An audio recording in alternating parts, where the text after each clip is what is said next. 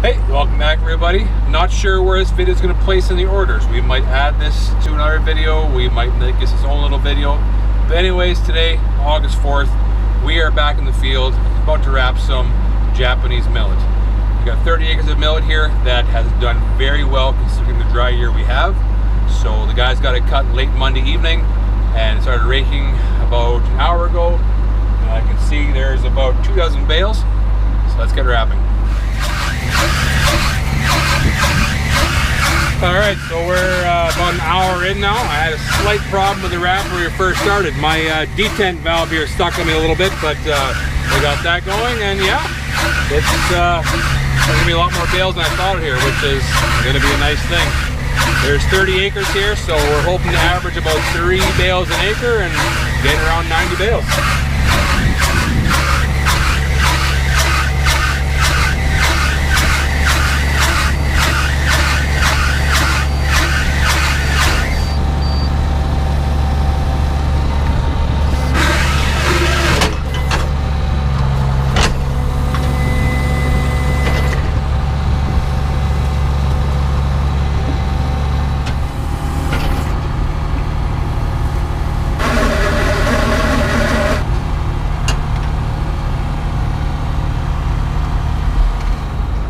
Okay, so one thing I've never filmed is changing a roll. So here we go. I'll find a spot to put you guys, and then we'll get a roll changed. I got 2 rolls on the front here. Start by pushing that one all the way up, and then we'll change the roll.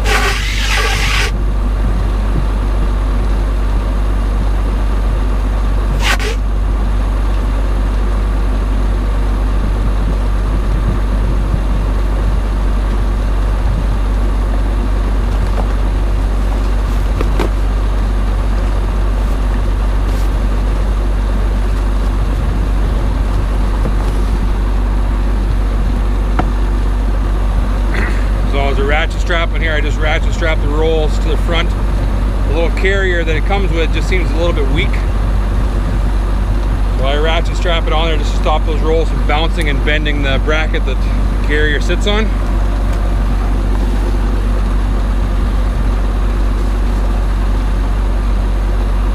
Yeah, end up with lots of garbage. Okay, and one thing we've been doing now every time we change a roll, I bought this dry graphite spray. I spray a little bit on the film cutter just to ensure that it slides properly. It's alcohol based, so the dry graphite, it goes on there wet and soon it will dry to a powder. And if it's wet, then dust and hay will stick to it and actually work against what you're trying to do by lubricating it. So dry graphite for the win. Okay, let's keep going. So we're getting down to the end here. I've got 7 bales left to wrap, and yeah, so far it's going really good. This is yielding not fantastic, but a lot better than we thought for such a dry year. And it's actually raining just a little bit right now, and there's quite a bit of rain in the forecast. Well, not quite a bit, but 60% chance for the next 3 or 4 days. So fingers crossed we get some rain, and we will get a second cutting on this Japanese millet. But we're wrapping right along the edge of the cornfield here, so I figured I'd quickly stop and give you a little update on the corn. And also on the edge here, you can see what this millet was like growing. It is very, very leafy plant. It's yeah, it's a very nice plant to look at. It was all about knee high on me, so 2.5 feet tall in some places. But here the corn is struggling. You know, I can stand in amongst this corn, and yeah, I'm taller than the corn. So it's, this 100-acre field is kind of split into 3 pieces: a third, a third, and a third. A third like this, where it's around 5-6 feet tall. It's now tasseled, so that's kind of it. That's as tall as it's going to get. The silks are coming in, so it's in the middle of pollinating. So hopefully we get some kind of a cob here, but we're going to need a rain to, if we get a cob, we're going to need some rain to help fill that cob. There's another part towards the end where the fall rye was poor in the spring. We did some tillage. We just tilled that fall rye in. That corn there looks fantastic. It's 9 feet tall, tasseled, pollinated. Cobs are coming. Again, we'll need rain to fill those cobs, but that stuff looks good.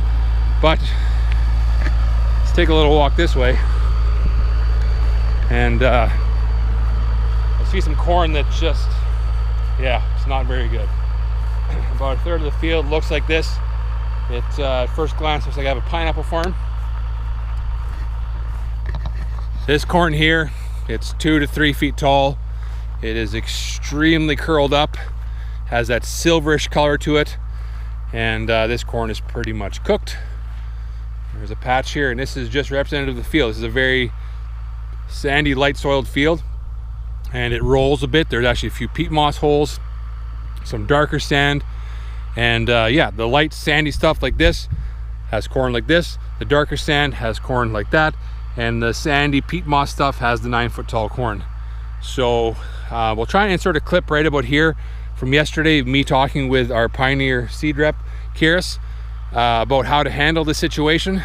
And yeah, we'll play that clip now. When it tassels, that's the end of the height of your corn. Yes, right? yeah. Obviously. And then the other part though that you're gonna have to watch, and this is where it's gonna get variable from that to this to the other stuff even, is you're gonna have some super high nitrates in here. Okay, that was a huge question of mine as well. So you've obviously fertilized this, you had a cover crop in here, there's nitrogen in the ground. Yep. Corn loves the nitrogen, but without water it can't move it in the plant, so it stays there. Okay. Or basically the bottom half of the plant accumulates it all. Yes. Gets toxic, you know what happens with nitrate. Poisoning, you know, yeah. Poisoning, yeah, specifically. So the only, like, I wouldn't necessarily store it separately, but either you cut this high, which seems kind of stupid because there's not a lot of it, or as long as you ensile it for 4 to 6 weeks, it cuts it by half. Okay, we have carryover where we would be looking to feed this right away. So you would be looking to feed this? No, I would not. No, good. Okay. Then you're already doing good. We are getting sample kits from AgVise that I can take samples if you really want. Okay.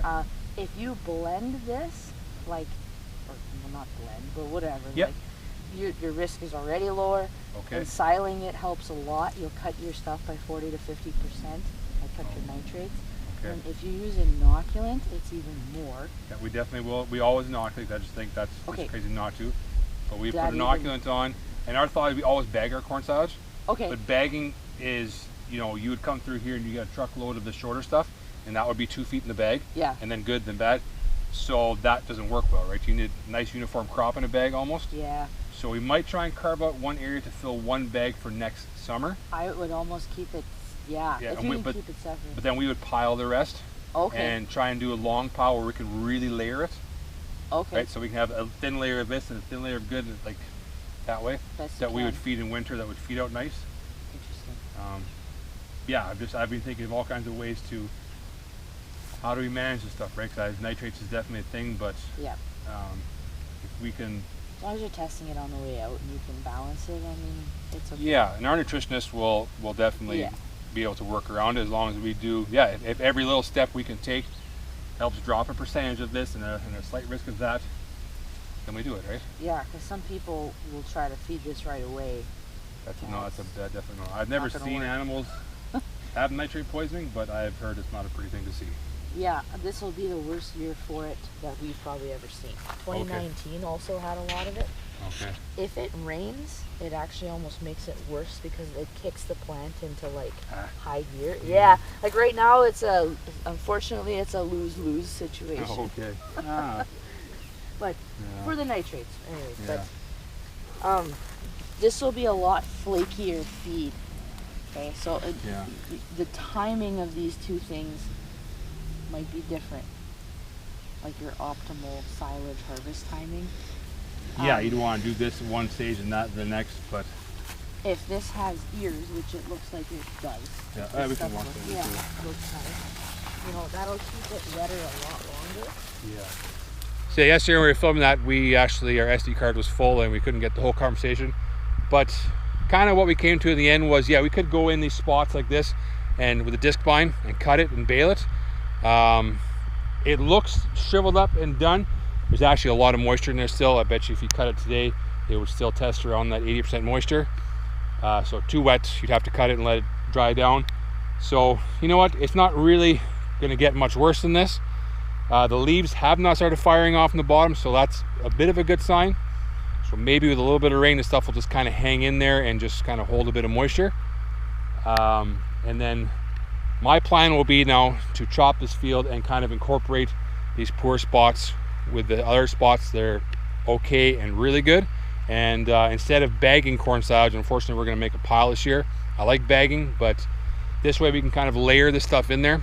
With the bagging, we would get a load of this shorter stuff, and that would be, the face of the bag for a day or two, and then we get some better stuff. And that kind of inconsistency would really throw the cows off, and we don't want that.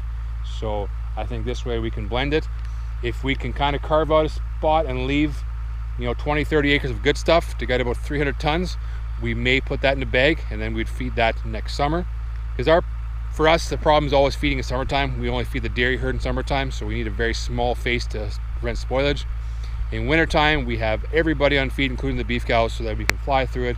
Plus it's cold here, and the face keeps really well in wintertime, so I think a pile will work well for winter and a bag for summer. That's kind of how we're going to handle it. Another issue we're going to have with this short corn is nitrates. The nitrogen's probably sitting right about there right now in the stalk, and actually with some rain that's going to make that nitrogen move, and that would actually be detrimental if we were to cut it soon. So one way to combat nitrates in corn is to cut it high, but it's such a crappy crop that if we cut high we're going to lose even more yield, so we're probably going to end up chopping it low. But in siling it will help bring those nitrates down. In siling, letting it ferment for about 6 weeks. So luckily we have enough corn silage to carry us about 2 months past new crop being in pile, so it'll have plenty of time to ferment. We are also going to put inoculant on there. I'm a big fan of inoculant because I think it's just something you can do to help preserve your investment. So we're going to put inoculant on there. We'll try to pack the crap out of it. This short stuff won't chop very nice. It'll be very flaky feed and it won't pack as well, but hopefully if you blend this stuff with the better stuff, it will pack well. And we will put 2-3 tractors in the pile if we have to really pack this stuff down as best we can. And so that's kind of a glimpse of how our corn's doing. And this is kind of representative of the entire area. There are some places where the corn looks okay and some places where the corn looks terrible. But what we're seeing or we're hearing is a lot of inconsistency. Even like this, in fields it's inconsistent, and from one field to the next there'll be a field that looks really good, half a mile away a field that looks really bad. It's very hit and miss. So I think there will be a lot of grain corn in the area going for silage, which will be a big bonus for livestock guys if they can go in there and salvage that crop for silage. And I'm really hoping that all producers can work together on that to help each other out. So yeah, that is kind of going to be a wrap for today. I'm going to wrap up my last 6 bales here, and I'm going to head home and hopefully catch Nate's hockey. We're in the middle of summer, Richard. Catch Nate's baseball game tonight. So thanks for watching. Give me a thumbs up, subscribe, and we'll see you in the next one.